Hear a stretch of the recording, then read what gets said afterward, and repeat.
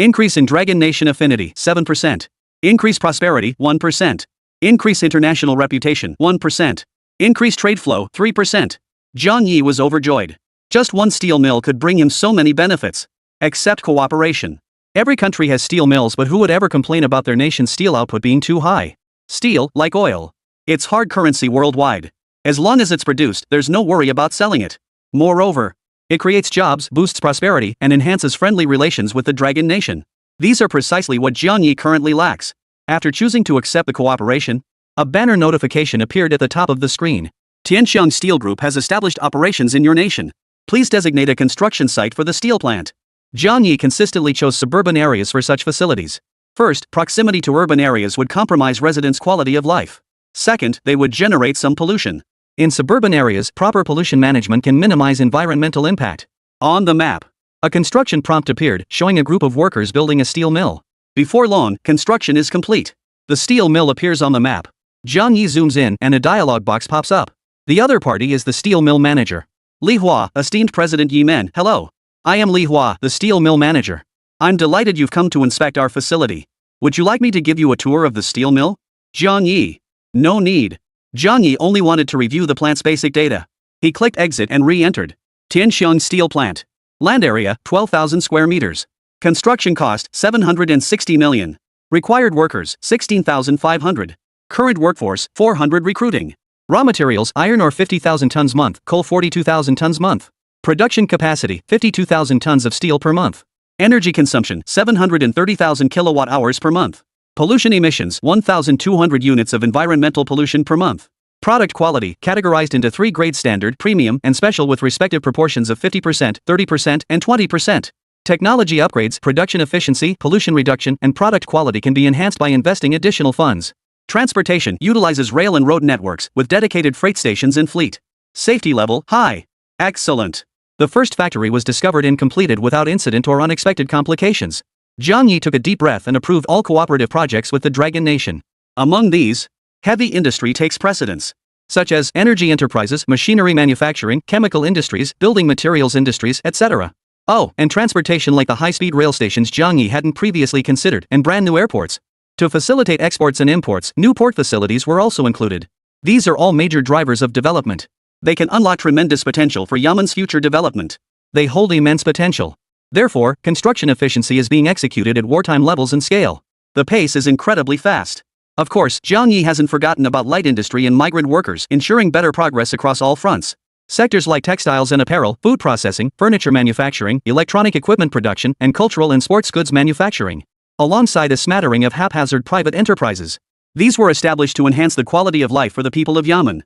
Moreover, many merchants came over from Longwa, which also helped boost the local economy to some extent, with the addition of these new factories and industries. Next, the entire Yemen region undergoes a dramatic transformation. Previously, under the command of the government forces, due to years of constant warfare, the government forces were corrupt, indifferent to the people's suffering. It wouldn't be accurate to say the people were barely surviving, but things weren't much better either. Many people couldn't even guarantee their basic necessities: food, clothing, shelter, and transportation. Now, a single large industrial plant can generate tens of thousands of jobs.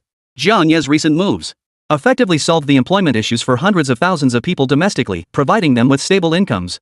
Jiang Yi reviewed the city's data. He noticed metrics like prosperity levels and resident happiness indices, key indicators of a city's condition, were skyrocketing. Notice, city resident happiness has reached level 2. Congratulations! You have obtained large-scale oil field exploration device. Chapter 53, Strike unexpectedly, attack when unprepared. Jiang Yi froze upon seeing the prompt. Rewards for this too? Very nice. Another oil detector. This means Jiang Yi's team can add another oil field to their portfolio. It's worth mentioning that last time, considering wartime funding constraints, Jiang Yi exchanged a detector through the system and assigned the task to a Bugel. Not long after, a Bugel discovered an oil field. However, since the reserves weren't particularly high, therefore, Jiang Yi merely instructed a Bugel to oversee its development without paying much attention. If this detector could uncover another oil field, then Jiang Yi would simultaneously possess 3 oil fields, achieving a 3-pronged development scale. Jiang Yi's account already held over 10 billion yuan in funds. Add another oil field to that. This is the rhythm of an economic takeoff. This time, Jiang Yi took personal action. Equipped with detectors, he scanned the entire territory of Yemen. With such vast territory, discovery was never in question. As the world's oil reservoir, oil was the last thing Dongzhou lacked. Sure enough, it didn't take long. Less than 20 miles east of the western coastline, Jiang Yi received the alert. Unmined oil field. Reserves, approximately 90 million tons. Development difficulty, 25 stars. Current status, exploitable. 90 million tons. Jiang Yi pondered for a moment. Compared to the first discovered 1.2 billion ton oil field, this was equivalent to 2/3 of its scale. Not bad at all. Moreover, this oil field had an advantage. It was close to the port of Hodeidah. Hodeidah Port.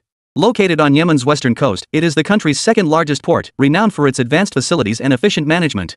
It serves as a vital maritime hub for Yemen, featuring warehousing and logistics centers that support the nation's trade operations. Its proximity to Hodeidah Port, representing future oil extraction, its convenient transportation makes it a priority export destination. Coincidentally, this port was one of Jiang Yi's key targets after completing his military training. Jiang Yi had already captured it several days prior. Therefore, currently, of Yemen's 4 major ports, Aden, Hodeidah, Mukalla, and Hodeidah, 2 of them are already under Jiang Yi's control. As for the remaining 2, their capture was merely a matter of time. Jiang Yi exchanged a new set of oil drilling equipment from the system and immediately ordered preparations for extraction. Simultaneously, he dispatched troops. Today's target, Mukalla Port. Jiang Yi intended to seize all 4 major ports, thereby gaining complete control over Yemen's economic lifeline. Without these assets, the Yemen government forces would soon face insurmountable deficits. Even if Jiang Yi ignored them, they couldn't hold out much longer and would collapse on their own.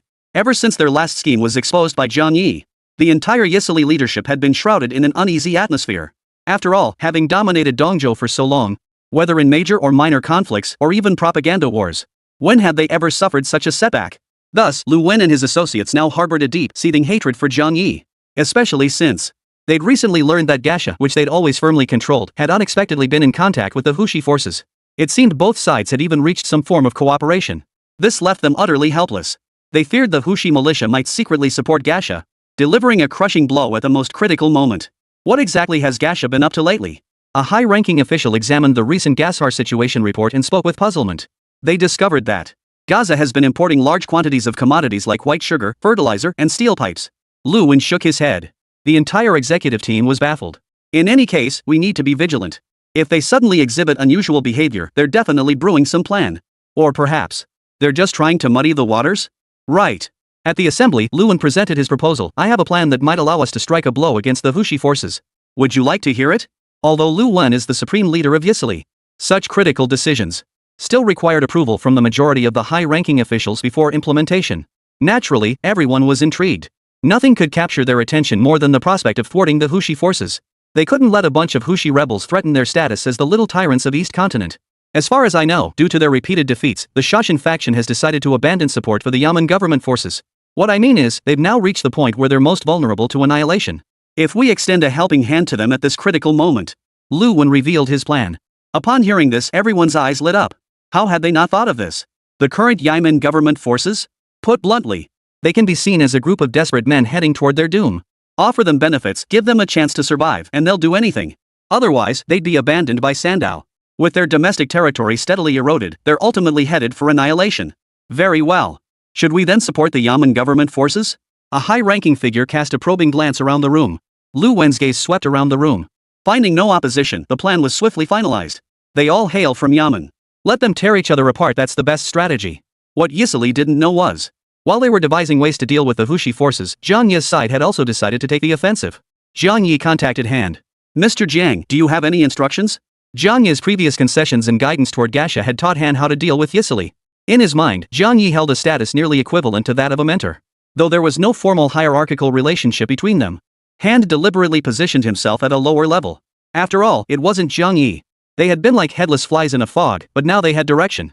I've got a job for you. Interested? It's for Yisili. No need to think about it.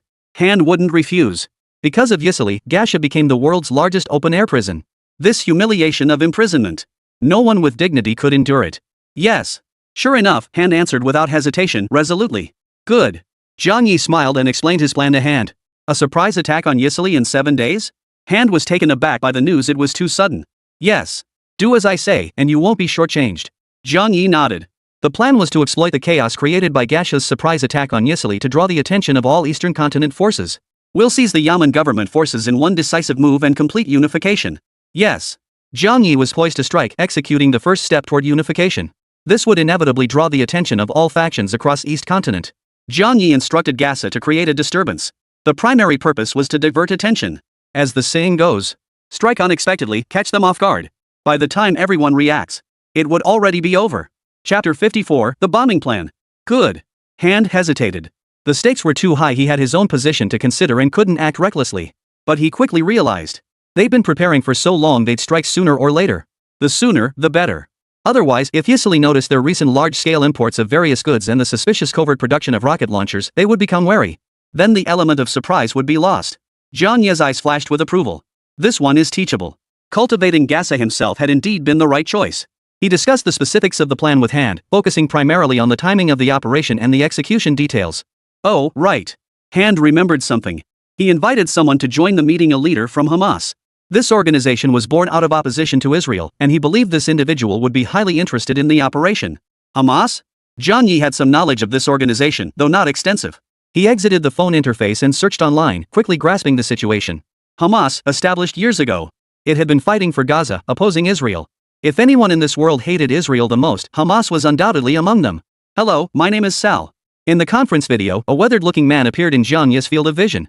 He appeared to be in his 40s, but his overall mental state was not good. Living in Gaza, he had been suppressed for far too long. Under the prolonged despair of being powerless to resist, his spirit had been utterly shattered. Sar stated earnestly, "We have indeed been preparing to bomb Gaza recently. We will fully cooperate when the time comes." Zhang Yi saw in Sal's eyes. Afterward, they continued discussing the battle plan. With Sal on board, Zhang Yi believed the plan would proceed much more. Afterward, they continued discussing the battle plan. With Sal's involvement, Zhang Yi believed the operation would proceed much more smoothly. The complete capture of Yaman was within reach. Shashi. Ever since the last battle ended with Shazai's crushing defeat, Hadi had sensed something was terribly wrong. Sure enough. Just moments ago, during his communication with Shashi President Salman, the latter's words plunged him into despair. Sashin could no longer offer them any assistance. After several attempts to help, not only had they gained nothing in return, but they had incurred losses amounting to billions upon billions. Such losses were unacceptable even for a wealthy nation like Sarsar, let alone one that had already given so much. This meant that the government forces led by Hadi were on the verge of total collapse. Even their last remaining territory would likely be lost within a very short time. His fate at that point is easy to imagine. Perhaps even Solomon and his group might hand him over for certain benefits. When it comes to interests, human nature is complex. Why has the Wushui militia suddenly grown so powerful? Is it all because of that dragon countryman? Hadi's fury boiled over. His expression perfectly embodied envy, jealousy, and resentment. Who could have imagined that the Wushui armed forces, once thoroughly beaten by them, suddenly take off? Growing this powerful? So powerful it made him doubt the very reality of it all. It was simply too absurd. Mr. President, we cannot continue like this. Otherwise, a senior official from Yaman spoke angrily, if this continues, we'll just be waiting for death in vain. Even without him saying it, Hadi knew. The fate of a commander left with no troops. But he had no way out. I know, but... Hadi's face twisted with anguish, a resignation as if his time was up. But if even Shashi refuses to help us, what else can I do? Should we seek peace? No. They know we have no fighting strength left. If we beg for peace now, they won't agree. Even if they did, I'd worry. They'd kick us while we're down. After they surrender, execute them. After all, no one would want former enemies living in this world, leaving behind hidden dangers. The high-ranking official fell silent. If nothing works, does that mean we're truly waiting for death? One morning, the lounge where Hadi was staying was filled with an odd atmosphere. Hadi, along with all the senior officials of the Yaman government forces. By the end of the morning, they all looked decades older. Night fell. Hadi received a call. Learning it was from Yisili, he was stunned. What could Yisili want with him? Mr. President, just take the call first. Things might turn around. All right. Hadi had no other options. He chose to answer. At this point, he can only cling to the last shred of hope that Yisili was reaching out to discuss cooperation and offer assistance. Though the odds were slim. No one will support a lone commander whose time has passed. We'd like to discuss a partnership with you. I believe you'll be quite interested. What do you say? The Yisili executive spoke with a hint of amusement. Because they knew. The terms they offered, Hadi couldn't possibly refuse. What kind of partnership? Hadi's heart skipped a beat. A genuine partnership? Was there hope for him? It's simple. We'll provide you with substantial resources. In return, you must continue assisting me in combating the Hushi forces. What do you say? Gulp. Hadi swallowed hard. At that moment, he was genuinely tempted. But he knew the might of the Wushui forces. Shashi had suffered repeated defeats, beaten into submission. Even with Yisili's support, his current forces were no match for the enemy. He was about to refuse. Because continuing to provoke them would only hasten his demise. But, no buts about it. Why not hear what resources we can offer you first? Hadi was about to refuse, but before he could finish, the other party cut him off. All right then, speak. Hadi took a deep breath, his expression more serious than ever. Forget it. You should see for yourself. On the other end of the line, an image was sent directly to his phone. The image displayed the equipment list for this aid mission. After seeing it, Hadi froze, his pupils slightly contracting, his face filled with shock. Is this real? He asked incredulously. 20,000 sets of advanced Lighthouse Nation individual combat gear, 30 billion in organizational reconstruction funds, and a large number of active-duty Lighthouse Nation land battle tanks. The other party chuckled. Of course. I promise you, if you complete the mission successfully, the subsequent benefits will be even more lavish than this. Think it over and give me your answer within an hour. I accept. His tone held not a shred of hesitation. That much equipment, that much money. Enough to equip an entirely new armed force, especially with tanks, those battlefield killers. Perhaps he could truly crush the Hushi forces with this and reclaim control of Yamen. Chapter 55. On the eve of the great battle. Inside the office. Jiang Yi reviewed the readiness report sent by Gasa, then wore a satisfied expression. He hadn't misjudged hand. The man was quite dependable. Within days, everything Jiang Yi had asked him to prepare was fully ready. During this period, Garsha had mobilized virtually every available underground resource, working around the clock to process everything. The counterfeit rocket-propelled grenades he had taught them to replicate alone had reached over 7,000 units. If all these bombs were dropped on Yisili, it would be a devastating blow. Of course, Gasha's offensive was merely a diversion. The real preparations needed to be made on Jiang Yi's side. Noon. Jiang Yi entered Alpha's lounge to review intelligence. Alpha rose upon seeing Jiang Yi enter. Good afternoon, leader. How's the preparation coming along? Jiang Yi nodded and sat down on the sofa. This battle, aimed at completely securing Yamen, represented a major transformation both for himself and for the world. Therefore, when Jiang Yi gave instructions to Alpha, he had instructed Alpha to prepare as if for a decisive battle. Alpha reported, 100,000 soldiers are fully mobilized. All 10 fighter jets are on standby, along with the concept tanks and swarm drones. Among these, 400 units are designated for reconnaissance, while 1,200 are combat ready. As a precaution, we've also prepared suicide drones capable of detonating at critical moments to deliver the final blow to the enemy. Jiang Yi pondered thoughtfully. And the strategy? Alpha unfolded a map pointing to a city marked on it and continued, this is our ultimate target, Aden, currently the most heavily fortified stronghold of the Yamen government forces. Capturing this city would mean the complete annihilation of their military. My strategy is to launch a four-pronged assault and seize it at all costs. Of course, given the vast disparity in our current military strength, we could also employ a turn-based approach to wear them down. After several rounds, they'd be virtually unable to hold out, minimizing our own casualties. Alpha is an authoritative expert in combat operations. As a system-rewarded special forces unit, his attributes are exceptionally well-rounded. In real-world terms, he'd be equivalent to a super soldier. He laid out a detailed tactical map. It specified when each squad would attack, which would provide cover, when to feint, and when to execute fire support, among other details. Jiang Yi was thoroughly satisfied after reviewing it. Let Henry assist you. Henry was also a special forces soldier rewarded by the system. However, Jiang Yi hadn't utilized him extensively yet. This was the perfect opportunity for him to prove himself. In terms of attributes, Henry's capabilities were no less than Alpha's. In fact, in some areas, he surpasses Alpha. Each man had his own strengths. Henry was summoned to Jiang Yi's office to receive his assignment. Standing over 6 feet tall, nearly 2 meters in height. His muscles were as hard as iron blocks. His appearance was imposing. Even the so-called warrior nation of Russians seemed petite and delicate in Henry's presence. Yes, sir. I won't let you down. Henry was deeply grateful. For soldiers like them, being entrusted with important duties by their superiors was a tremendous honor. Jiang Yi arranged for Alpha and Henry to speak privately. Jiang Yi would not be heavily involved in this operation. Discussing the battle plan was sufficient. Jiang Yi's role was simply to await the news of the Yamen government forces being annihilated and his own unification being accomplished. It was past 8 in the evening. Jiang Yi conducted a final inspection of his forces. 100,000 troops were assembled in different locations across multiple waves.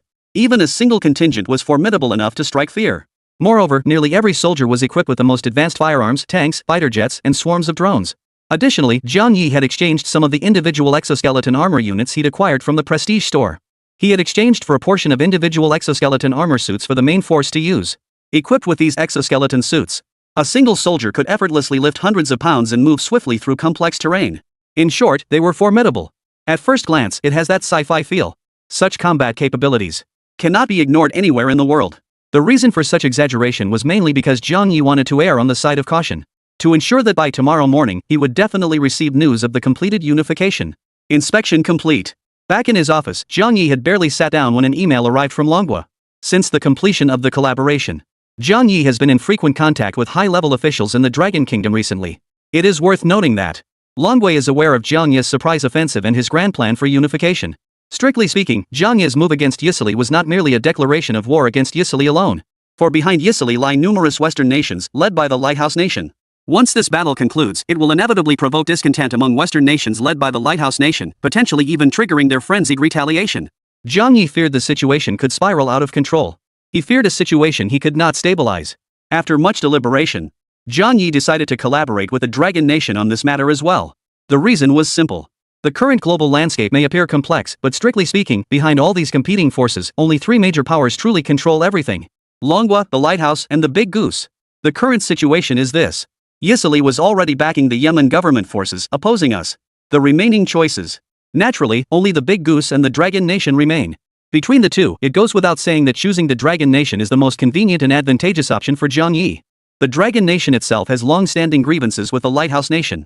Su Jinghua and the Elder Su faction didn't hesitate. They convened an emergency meeting and immediately agreed to Jiang Yi's request. They pledged to cover for Jiang Yi. For instance, should the Lighthouse Nation suddenly intervene if it couldn't sit idly by. In exchange, Jiang Yi provided several conceptual tech weapons exchanged from the system. A win-win cooperation where neither side loses out. Aden City. The once dull atmosphere within the city walls had been revitalized by Yisili's aid, breathing new life into the metropolis. This place is one of the most crucial strongholds for the Yemen government forces. Inside the underground warehouse, several officers were examining the newly arrived supplies, chatting animatedly. Excellent. Absolutely excellent. With this equipment, those Houthi militants won't stand a chance against us. The speaker was a man with a thick beard. His name was Haramis. He was one of the key leaders of the Yemen faction. His status was second only to Hadi. In his view, their repeated defeats weren't due to weak combat strength. Rather, the Houthi forces had stumbled upon some treasure from some desert. They were only ahead because of that superior equipment. Otherwise, they would never have lost to the Hushai forces. The bald man beside him grinned broadly, pulling a weapon from the crate with such delight his face nearly split. Yeah, who'd have thought Yisili would be so generous this time, giving us all this good stuff? Chapter 56, the official start of the war. Though I still don't know what happened. Yisili had become so generous. They knew their chance to turn the tables had arrived. Not long ago, they had been waiting for death in despair, convinced all hope was lost. But now it was different. With this equipment, Houthi armed forces, they could easily disregard them. Don't forget that just a month or two ago, the Hush armed forces were driven to the brink of annihilation by them, nearly wiped out completely. Truth be told, their luck has been remarkable, otherwise, they'd never have enjoyed such prominence today. But sadly, their days of glory are numbered. The bald man flashed a smug grin. Reclaiming control of Yemen is non-negotiable. Haramis gestured for the bald man to calm down. Alright, our ambush is almost ready. We must catch them off guard. Give the order, everyone stay alert. Win this battle, and Yisili promises us greater rewards. Plus, we'll reclaim Yemen's rightful rule. The bald man and his group of henchmen beside him. Their eyes lit up. What did this signify? It meant they could once again bask in luxury and splendor. What they didn't know was that Jiang Yi was already fully aware of Yisili's support. Not only was Jiang Yi unhurried, he was biding his time, waiting for the fish to take the bait. It was nothing short of intriguing. Undercurrents swirled beneath the surface of Dongzhou. On the surface, this appeared to be Dongzhou's chessboard, but Jiang Yi knew the players involved were far more numerous. All nations were now closely monitoring the developments in Dongzhou. Nations like the Lighthouse Nation, the White Elephant Nation, the Mountain Nation, the Blue Nation, and even the Dragon Nation. Especially the Lighthouse Nation. As one of the primary players, the Lighthouse Nation must realize that once this battle concludes, the entire landscape of Eastern continent may be transformed. From the Lighthouse Nation's perspective, they are in cahoots with Yisili and naturally hope for Yisili's complete victory. Unfortunately, Jiang Yi was destined to dash their hopes. The sea at dawn was eerily still, devoid of any life, save for the howling of the sea wind. Pale moonlight scattered sparsely, casting a faintly desolate glow. Shadowy figures darted across the sandy shore. Sal commanded thousands of Hamas members as they secretly deployed rocket launchers. They had been busy for hours. By now, most of the thousands of rockets had been mounted and were ready to fire at any moment. Sar glanced nervously at his wristwatch. This was their first true act of resistance. He hoped it would yield significant results, teaching those bandits who had seized their land a lesson. At the same time, he must not disappoint the mysterious Dragon Nation leader who had extended a helping hand to them. 5 minutes left. Sar murmured. To ensure perfect coordination, Jiang Yi had even given him a launch time precise to the minute. Finally, the 5 minutes passed. Thal gave the order. Whoosh! Thousands of Hamas fighters simultaneously launched their rockets. The first wave of the assault saw over 1,000 projectiles soaring into the sky at once. Each one carried the Hamas fighters' burning passion and hatred. They roared toward the Israeli city of Steret. The scene was spectacular. Shortly thereafter, across Israel, air raid sirens blared, sending shockwaves through the nation's leadership. Everyone was stunned.